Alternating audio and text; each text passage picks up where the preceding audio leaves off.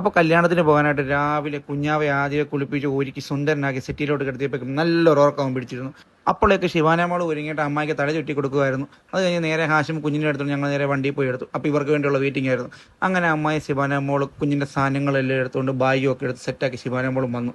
അങ്ങനെ ഞങ്ങൾ വണ്ടി എടുത്ത് നേരെ കല്യാണ ഓഡിറ്റോറിയത്തിലേക്ക് ഞങ്ങൾ വിട്ടുപോയി. അപ്പം നമ്മൾ നേരെ കുമ്പനാട്ടിലാണ് പോകേണ്ടത്. അങ്ങനെ കുമ്പനാട്ട് പോയി ആദ്യം ഞങ്ങൾ കുറേ ഫോട്ടോ കാര്യങ്ങളൊക്കെ എടുത്തിട്ട് പിന്നെ അമ്മയുടെ കുഞ്ഞിനെ ഏൽപ്പിച്ചു.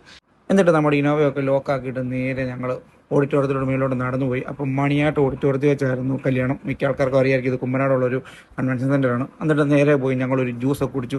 സ്നാക്സ് ഒക്കെ ഉണ്ടായിരുന്നു. അപ്പോൾ ഇന്നലത്തെ റഹ്മാനിയ കേറ്റേഴ്സിൻ്റെ മൈലാഞ്ചിക്ക് ചെയ്ത റഹ്മാനിയ കേറ്റേഴ്സിൻ്റെ ആയിരുന്നു. അപ്പോൾ ജ്യൂസ് കുടിയൊക്കെ കഴിഞ്ഞിട്ട് നേരെ അകത്തോട്ട് കയറിയപ്പോഴേക്കും നിൽക്കുക നടന്നുകൊണ്ടിരിക്കുമായിരുന്നു. അപ്പോൾ നിൽക്കുക ഫംഗ്ഷൻ നിങ്ങളിപ്പോൾ കണ്ടുകൊണ്ടിരിക്കുന്നത് അത്യാവശ്യം നല്ല ക്രൗഡൊക്കെ ഉണ്ടായിരുന്നു.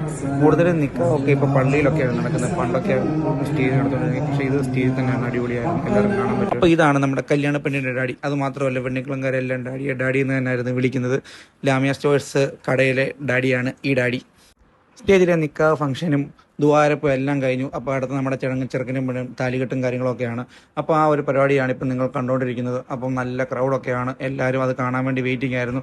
താഴെ നല്ല മട്ടൻ ബിരിയാണി വിളമ്പുന്നുണ്ടായിരുന്നു. അപ്പോൾ റഹ്മാനി കേറ്റേഴ്സിൻ്റെ ആയിരുന്നു. അടിപൊളി ഫുഡായിരുന്നു ഇന്നലെയൊക്കെ. അപ്പോൾ ഇന്നും അടിപൊളിയാണെന്ന് പ്രതീക്ഷ ഞങ്ങൾ ഇരിക്കുകയാണ്. കല്യാണ ചടങ്ങുകളും കാര്യങ്ങളും ഒക്കെ സ്റ്റേജ് നടന്നുകൊണ്ടിരിക്കുമായിരുന്നു. അതുപോലെ തന്നെ ഫോട്ടോഷൂട്ടും അതുപോലെ തന്നെ വീഡിയോ എടുപ്പും എല്ലാം നടന്നുകൊണ്ടിരിക്കുമായിരുന്നു.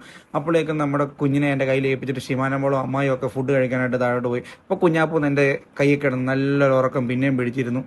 ഫുഡൊടിയൊക്കെ കഴിഞ്ഞിട്ട് ശിവാനമോളും അമ്മായും ഒക്കെ വന്നു. പിന്നെ അവരെ കുഞ്ഞിനെ ഏൽപ്പിച്ചിട്ട് ഞാനും ഹാഷിമും നമ്മുടെ കൂട്ടുകാരെല്ലാം കൂടെ കയറി മട്ടൻ ബിരിയാണി കഴിക്കാൻ പോയി. അത് കഴിഞ്ഞിട്ട് നേരെ ഞങ്ങൾ സ്റ്റേജിലോട്ട് പോയി ഒന്നുകൂടെ ഫോട്ടോ എടുക്കാൻ വേണ്ടി. അങ്ങനെ പോയി ഒരു ഫോട്ടോ ഒക്കെ എടുത്തിട്ട് ഞങ്ങൾ തിരിച്ചിങ്ങി പോയിരുന്നു. അപ്പോൾ ഓക്കെ ബൈ.